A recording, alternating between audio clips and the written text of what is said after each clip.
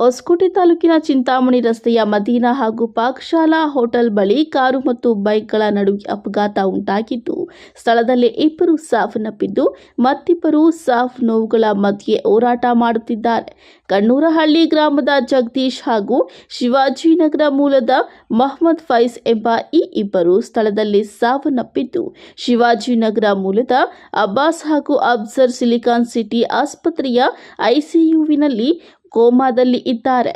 ಇನ್ನು ಈ ಘಟನೆ ನಡೆದಿದ್ದು ರಾತ್ರಿ ಸುಮಾರು 11:30 ಆಸುಪಾಸಿನಲ್ಲಿ. ದೊಡ್ಡಹೊಲ್ಲೂರು ಗ್ರಾಮದ ಪ್ರಗತಿಶೀಲ ರಾವ್ ಎಂಬ ಯುವಕ ಮದ್ಯಪಾನ ಮಾಡಿ ಗಾಂಜಾ ಸೇವನೆ ಮಾಡಿ ಅಡ್ಡಾದಿಡ್ಡಿ ಕಾರು ಚಾಲನೆ ಮಾಡಿಕೊಂಡು ಬಂದಿದ್ದು, ದಾರಿಯಲ್ಲಿ ಹೋಗುತ್ತಿದ್ದ ವ್ಯಕ್ತಿಗೆ ಡಿಕ್ಕಿ ಹೊಡೆದು ನಂತರ ಮುಂದೆ ಹೋಗುತ್ತಿದ್ದ ದ್ವಿಚಕ್ರ ವಾಹನಗಳಿಗೆ ಅಪಘಾತ ಮಾಡಿದ ಪರಿಣಾಮ ಒಬ್ಬರು ಸಾವನ್ನಪ್ಪಿದ್ದು, ಇನ್ನಿಬ್ಬರು ಸಾಯುವ ಸ್ಥಿತಿಯಲ್ಲಿ ಇದ್ದಾರೆ. ಇನ್ನು ಅಪಘಾತ ಮಾಡಿದ ಪ್ರಗತಿಶೀಲ ರಾವ್ ಅಲ್ಲಿಂದ ಪರಾರಿಯಾಗಿ ತಲೆಮರೆಸಿಕೊಂಡಿದ್ದು, ಬೇರೆ ವ್ಯಕ್ತಿಯನ್ನ ತಂದು ಪೊಲೀಸ್ ಠಾಣೆಯಲ್ಲಿ ಕೂಡಿಸಿದ್ದರಿಂದ ರೊಚ್ಚಿಗೆದ್ದ ಕಣ್ಣೂರಹಳ್ಳಿ ಗ್ರಾಮಸ್ಥರು ಈ ಕೂಡಲೇ ಅಪಘಾತ ಮಾಡಿದ ಪ್ರಗತಿಶೀಲ ರಾವ್ನನ್ನ ಬಂಧಿಸದಿದ್ರೆ ನಾವು ಹೆಣ ತೆಗೆದುಕೊಂಡು ಹೋಗುವುದಿಲ್ಲ ಎಂದು ಪಟ್ಟು ಹಿಡಿದಾಗ ಹೊಸಕೋಟೆ ಪೊಲೀಸರು ಪ್ರಗತಿಶೀಲ ರಾವ್ನನ್ನ ಬಂಧಿಸಿ ವಿಚಾರಣೆ ಕೈಗೊಂಡಿದ್ದಾರೆ.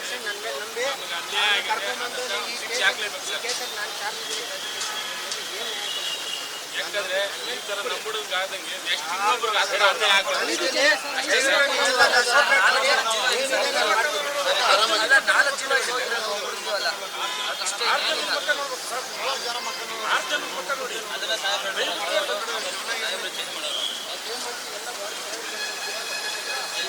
ಈಗ ನಮಗೆ ವಿಚಾರ ಬೆಳಗ್ಗೆ 6 ಗಂಟೆಗೆ ಫೋನ್ ಕಾಲ್ ಬಂದಿದ್ದು ಸ್ಟೇಷನಿಂದ ಬಂದಾಗ ವಿಚಾರ ಹಿಂಗೆ ಗಾಡಿ ಟಚ್ ಆಗಿದೆ, ನಿಮ್ಮ ಹುಡುಗರು ಇರಬೇಕು ನೋಡ್ರಿ ಅಂತ. ಆಮೇಲೆ ನಮ್ಗೆ ಮಾಹಿತಿ ಗೊತ್ತಾಗಿದ್ದು ಸ್ಟೇಷನ್ ಹತ್ರ ಹೋದಾಗ ಗಾಡಿ ಪಚ್ಚಡಿ ಆಗಿತ್ತು.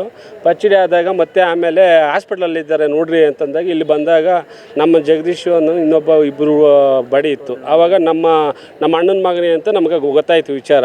ಆಮೇಲೆ ಏನೇನಾಯಿತು ಎಲ್ಲ ಅಂತ ವಿಚಾರ ತಿಳ್ಕೊಂಡಾಗ ರಾತ್ರಿ ಅವ್ನ ಕೆಲಸದ ಮುಗಿಸ್ಕೊಂಡು ಬರಬೇಕಾದ್ರೆ ಇವ್ರು ಮುಂದೆ ಹೋಗ್ತಾಯಿದ್ದೆ, ಇನ್ನೊಂದು ಗಾಡಿ ಮುಂದೆ ಹೋಗ್ತಾಯಿತ್ತಂತೆ, ಒಬ್ಬರು ನಡ್ಕೊಂಡು ಹೋಗ್ತಾಯಿದ್ರಂತೆ. ಅವ್ನು ಟಚ್ ಮಾಡಿದಾದಮೇಲೆ ಅಲ್ಲಿ ಯಾವುದು ಹೋಟ್ಲಿದೆ, ಹೋಟ್ಲ ಹತ್ರ ಅವ್ರು ಅಂದಾಗ ಅವನೇನು ಮಾಡೋನೆ ತಗೊಂಬಂದು ಇವ್ನು ಜಗದೀಶ್ ಹೊಡೆದವ್ರೆ, ಹೊಡೆದು ಇನ್ನೊಂದು ಗಾಡಿಗೆ ಹೊಡೆದು ಎಲ್ಲ ಗಾಡಿ ಪುಡಿ ಆಗಿದೆ, ಅವ್ರ ಕಾರು ಪುಡಿ ಆಗಿದೆ. ಅಲ್ಲಿಂದ ತಗೊಂಬಂದು ತಿರ್ಗಿ ಅಷ್ಟೇ ಆಗಿರೋದು ನಮ್ಗೆ ವಿಷಯ ಇಲ್ಲಿ ತಿಳುವಳಿಕೆ ತಗೊಂಡಾಗ. ದಯವಿಟ್ಟು ಇದು 4 ಜನ ಏನು ಕಾರಲ್ಲಿ ಇದು ಮಾಡಿದ್ದಾರೆ, ಅವನು ದಯವಿಟ್ಟು ಅವ್ನು ಕರ್ಕೊಂಬಂದು ಇಲ್ಲಿ ಬಿಡೋವರೆಗೂ ನಾವು ಬಾಡಿ ತೊಗೊಂಡೋಗಲ್ಲ. ಬಾಡಿ ಎತ್ಕೊಂಡೋಗಿ ನಾವು ಸ್ಟೇಷನ್ ಹತ್ರ ಕುಳಿಸಿ ಅವನ್ನ ಅರೆಸ್ಟ್ ಮಾಡೋವರೆಗೂ ನಾವು ಬಾಡಿ ಮಣ್ಣು ಮಾಡಲ್ಲ. ದಯವಿಟ್ಟು ಅಧಿಕಾರಿಗಳು ನಮಗೆ ರಕ್ಷಣೆ ಕೊಡ್ತಾ ಇಲ್ಲ. ಯಾಕಂತಂದರೆ ಇವತ್ತು ಸತ್ತಿರೋರು ಬಾಡಿ ಇಲ್ಲೈತೆ, ಇವ್ರಿಗೆ ರಕ್ಷಣೆ ಕೊಡಬೇಕು. ಎಲ್ಲೋ ಗುದ್ದು ಸಾಯಿಸಿರೋ ಹೋಗಿ ಅಲ್ಲಿ ರಕ್ಷಣೆ ಕೊಡ್ತಾವ್ರೆ, ಜೀಪ್ಗಳು ಅಲ್ಲಿ ಹಾಕ್ಯವ್ರೆ. ಅಲ್ಲಿಗೆ ನಮಗೇನು ರಕ್ಷಣೆ ಸಿಗ್ತಾ ಇರೋದಿಲ್ಲಿ.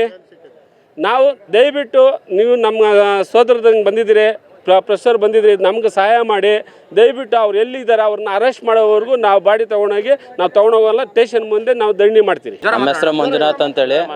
ಈಗ ನಮ್ಮ ಜಗದೀಶ್ ನನ್ನ ತಮ್ಮ, ಚಿಕ್ಕಪ್ಪನ ಮಗ. ತುಂಬ ದುಃಖ ಆಗುತ್ತೆ.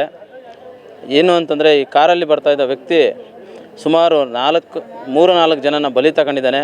ಅವನು ಮದ್ಯಪಾನ ಮಾಡಿ ಗಾಂಜಾ ಎಲ್ಲನೂ ಸೇವನೆ ಮಾಡಿ ಈ 4 ಜನನ ಮರಣ ಇದು ಮಾಡಿದ್ದಾನೆ, ಜೀವ ಹೋಗಿದೆ. ದಯವಿಟ್ಟು ನಮ್ಮ ಆರಕ್ಷಾ ಠಾಣೆ ಪರವಾಗಿ ನಾವು ಕೇಳೋದೇನಂತಂದರೆ, ಅವನು ಯಾರು, ಅವನು ಎಲ್ಲಿದ್ದಾನೆ, ಅವನ ಹಿನ್ನೆಲೆ ಏನು, ಇದರಿಂದ ಅವನ್ನ ಸೇಫ್ ಮಾಡೋಕ್ಕಂತೂ ಹೋಗಬೇಡಿ.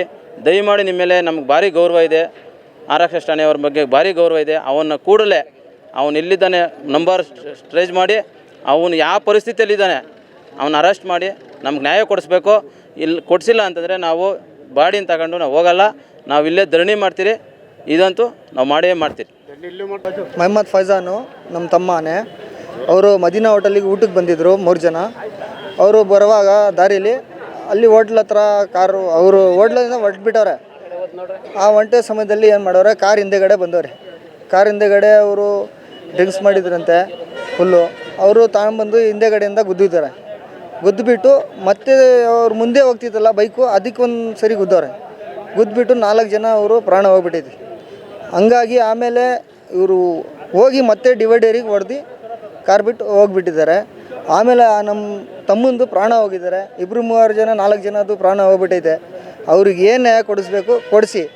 ಅವರು ಹೊಡೆದ್ಬಿಟ್ಟು ಹೋಗಿ ಮನೇಲಿ ಕೂತಿದ್ದಾರೆ. ಅವ್ರಿಗೋಗಿ ಬೇರೆಯವರು ಎಲ್ಲ ಸಹಾಯ ಮಾಡ್ತಾವ್ರೆ, ಸೆಕ್ಯೂರಿಟಿ ಹಾಕವ್ರೆ. ಇಲ್ಲಿ ಯಾರಿಗೂ ಬಂದು ನೋಡೋರಿಲ್ಲ, ಯಾರು ಅವ್ರಿಗೆ ಕೇಳೋರೇ ಇಲ್ಲ. ಬಾಡಿ ಹಂಗೆ ಹಾಕವ್ರೆ. ನಾವು ಅವನಿಗೆ ತಾಂಬಂದು ಅರೆಸ್ಟ್ ಮಾಡೋ ತನಕ ಬಾಡಿ ಎತ್ತಲ್ಲ, ನಾವು ಮಣ್ಣು ಮಾಡಲ್ಲ. ಸರ್, ರಾತ್ರಿ ಇವನು ಕೆಲ್ಸಕ್ಕೆ ಹೋಗಿದ್ದಾನೆ. ಕೆಲ್ಸಕ್ಕೆ ಹೋಗಿ ಬರಬೇಕಾದ್ರೆ ಜಗದೀಶ್ ಅಂದ್ಬಿಟ್ಟು ಕಣ್ಣಹಳ್ಳಿ ಗ್ರಾಮದವರು, ನಮ್ಮ ಸಹೋದರ. ಅವನು ಬರಬೇಕಾದ್ರೆ ಇವರು ಯಾರು ಈ ದೊಡ್ಡಲೂರಲ್ಲಿ ಪ್ರಗತಿ ರಾವ್ ಅಂತ, ಅವನು ಮುಂದಿನ ಡ್ರಿಂಕ್ಸು, ಗಾಂಜಾ ಮತ್ತು ಎಲ್ಲ ಥರದ್ದು ಕಾರಲ್ಲಿ ಇದೆ, ಮಾರಕ ವಸ್ತುಗಳೆಲ್ಲ ಕಾರಲ್ಲಿದೆ. ಅವ್ನು ಬರಬೇಕಾದ್ರೆ ನಮ್ಮ ಜಗದೀಶ್ ಅವ್ರನ್ನ ಗಾಡಿ 2 ಗಾಡಿ ಹೋಗ್ತಾ ಇತ್ತು, ಹಿಂದೆ ಒಂದು ಮುಂದೆ ಒಂದು. ಮುಂದೆ ಈ ಶಿವಾಜಿನಗರದವರು 3 ಜನ ಹುಡುಗರು ಹೋಗ್ತಾಯಿದ್ರು. ಹಿಂದೆ ಜಗದೀಶ್ ಕೆಲಸ ಮುಗಿಸ್ಕೊಂಡು ಬರಬೇಕಾದ್ರೆ ಇವನು ಕುಡ್ದಿದ್ದ ಸಂದರ್ಭದಲ್ಲೇ ಬಂದು ಗುದ್ದಿದ್ದಾನೆ ಜಗದೀಶ್ನ. ಗುದ್ದಿ ನಂತರ 3 ಜನ ಅವರು ಕೂಡ ಸ್ಪಾಟ್ ಆಗಿದ್ದಾರೆ. ಅಲ್ಲೇ 4 ಜನ ಸ್ಪಾಟ್ ಆಗಿದ್ದಾರೆ ಟೋಟಲ್ ಆಗಿ. ಆನಂತರ ಮುಂದೆ ಹೋಗಿ ಒಬ್ರು ಕಾಲು ಎಕ್ಸಿದ್ದಾನೆ, ಪ್ರಗತಿ ರಾವ್ ಅಂತ ದೊಡ್ಡಲೂರವನು. ಕುಡ್ದು ಈ ಥರ ಮಾಡಿದ್ದಾನೆ. ಅವನು ಈಗ ದೊಡ್ಡದಲ್ಲೇ ಇದ್ದಾನೆ. ಗಾಂಜಾ ಎಲ್ಲ ಕಾಲಲ್ಲಿದೆ, ದೊಡ್ಡದಲ್ಲೇ ಇದ್ದಾನೆ ಈಗ. ಆದರೂ ಕೂಡ ಪೊಲೀಸರು ಅವನಿಗೆ ಪ್ರೊಟೆಕ್ಷನ್ ಕೊಡ್ತಾ ಇದ್ದಾರೆ. ಅಲ್ಲಿ ಮನೆ ಹತ್ರ 4 ಜನ ಪೊಲೀಸರು ಅವ್ರು ಇದ್ದಾರೆ. ಈಗಲೂ ಸ್ಪಾಟಲ್ಲಿ ನಾವು ನೋಡ್ಕೊಂಡು ಬಂದಿದ್ದೀವಿ, ಅವನು ಮನೇಲೇ ಇದ್ದಾನೆ. ಆದರೂ ಕೂಡ ನಮ್ಮ ಜಗದೀಶ್ ಅವ್ರಿಗೆ ನ್ಯಾಯ ಕೊಡ್ತಾ ಇಲ್ಲ ಇಲ್ಲಿ.